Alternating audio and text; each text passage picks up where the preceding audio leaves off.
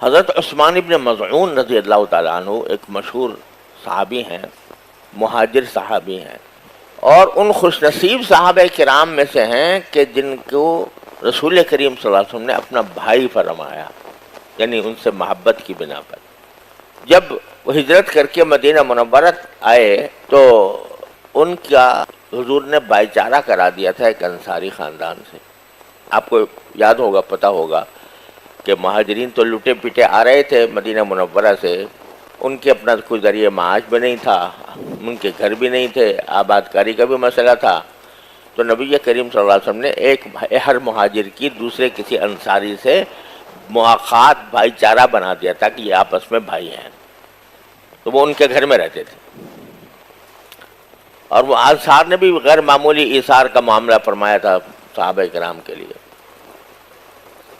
تو اس میں جن کے گھر میں حضرت عثمان ابن مظعون رضی اللہ تعالیٰ عنہ مقیم تھے ہجرت کے بعد، تو وہیں ان کی وفات ہو گئی۔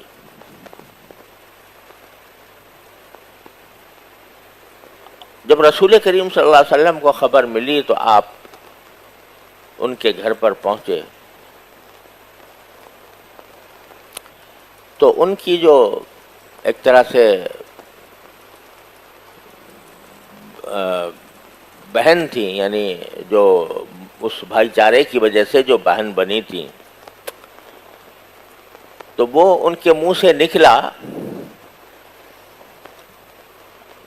رسول کریم صلی اللہ علیہ وسلم کی موجودگی میں کہ شہادتی علیک لقد اکرمک اللہ۔ حضرت عثمان ابن مظعون کے لیے انہوں نے یہ کہا کہ اے عثمان، میں تمہارے لیے گواہی دیتی ہوں کہ تمہارا اللہ نے بڑا اکرام کیا۔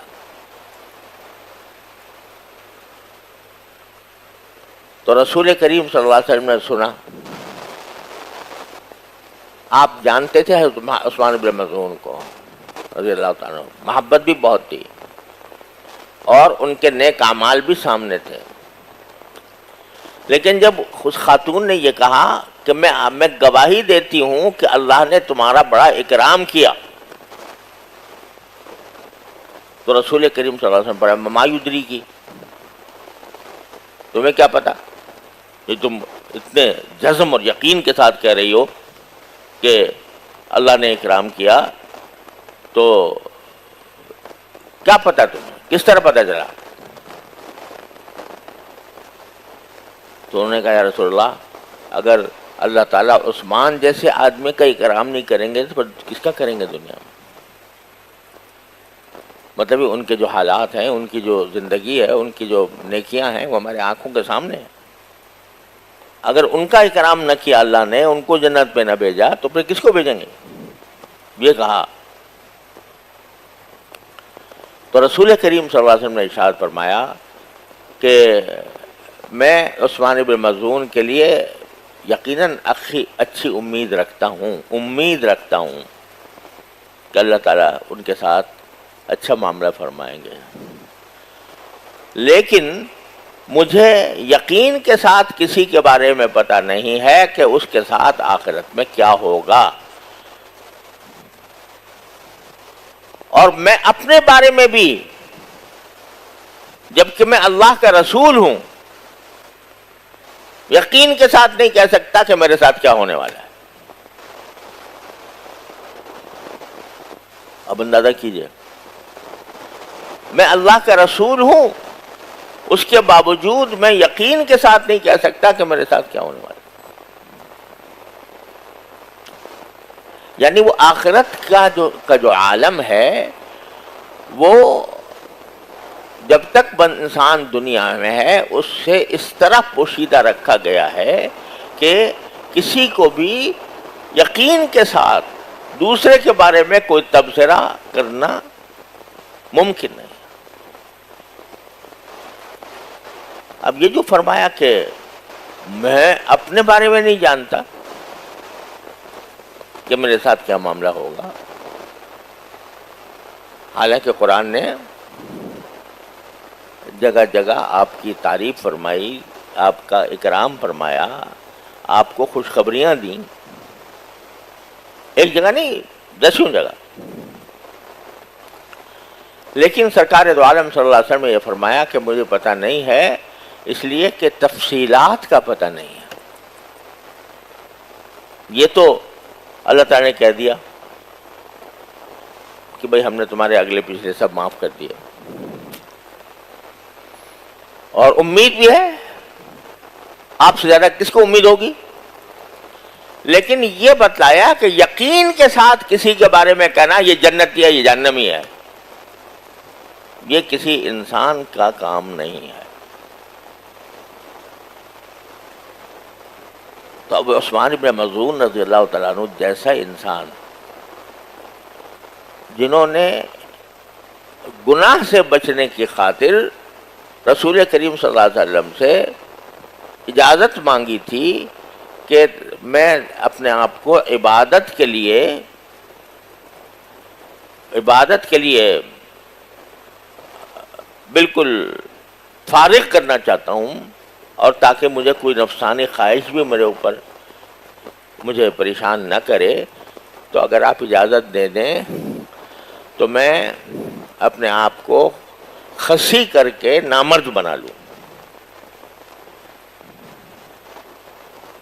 کیونکہ یہ جو جنسی خواہش ہوتی ہے یہ انسان کو بعض اوقات رجوع اللہ میں مانع ہو جاتی ہے۔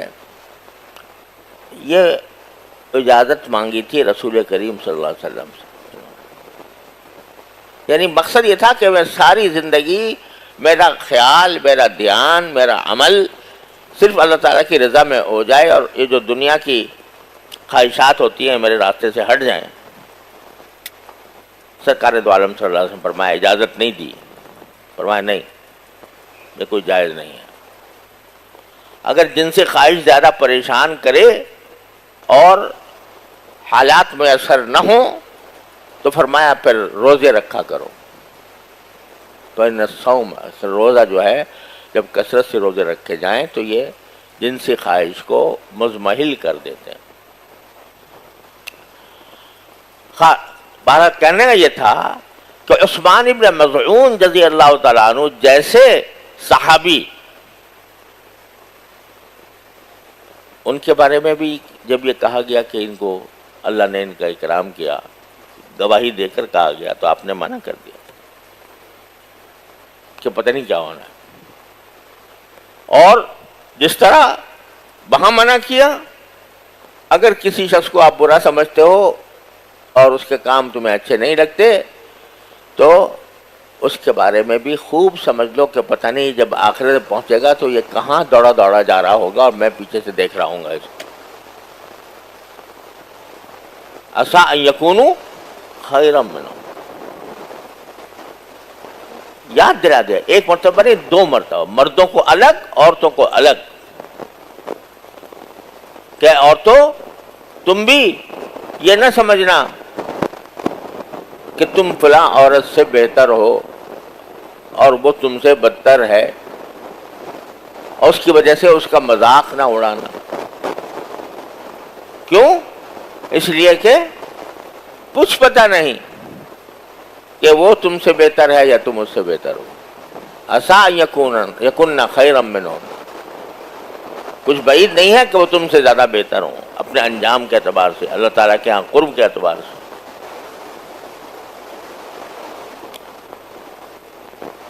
اسی لیے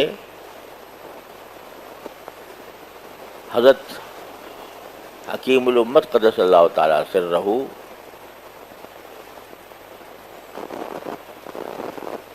نے ایک مرتبہ فرمایا کہ میں ہر مسلمان کو اپنے آپ سے حالاً اور کسی غیر مسلم سے اپنے آپ کو معالاً بہتر سمجھتا ہوں۔ دوسرے انسان کو، دوسرے مسلمان کو حالاً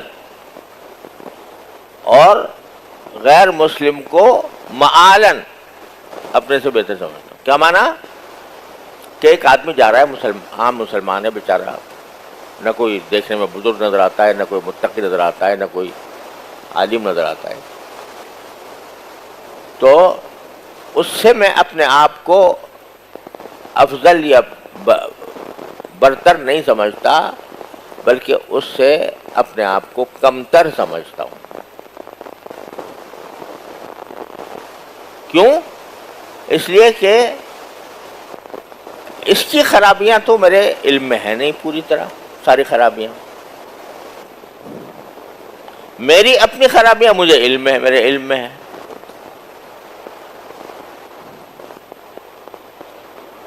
تو اسے کیسے میں اپنے آپ کو اس سے افضل سمجھوں؟ اس کے اندر پتہ نہیں باطنی طور پر ہی اس کا اللہ تعالیٰ سے کیا تعلق ہے، یا اللہ تعالیٰ کا کتنا مقرب ہے۔ صورت پہ کسی کے نہیں لکھا ہوتا کہ یہ مقرب اللہ ہے، پتہ نہیں کس عالم میں ہے۔ بعض اوقات بالکل گئی گزری حالت میں لوگ ہوتے ہیں، لیکن اللہ تعالیٰ کے ساتھ ان کا تعلق بہت مضبوط ہوتا ہے، لہذا کچھ پتہ نہیں۔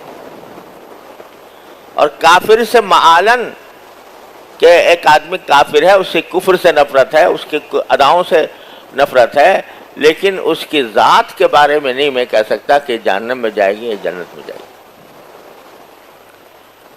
کیونکہ پتہ نہیں کس وقت اس کو اللہ تعالیٰ ایمان کی توفیق عطا فرما دے، اور ایمان کی توفیق عطا ہو کر وہ ہم سے آگے بڑھ جائے، کہاں سے کہاں پر نکل جائے۔